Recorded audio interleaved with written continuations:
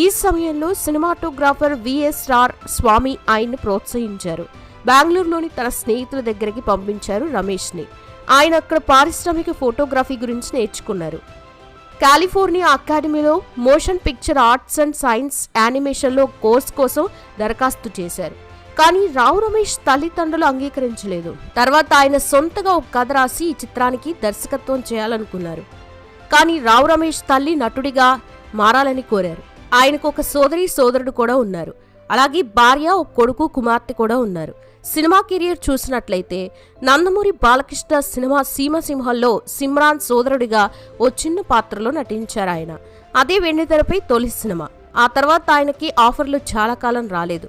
అప్పుడు తిరిగి చెన్నైలోని టీవీ ధారావాహికలు పవిత్ర బంధం, కలవారి కోడలు ఈ సీరియల్స్లో నటించారు.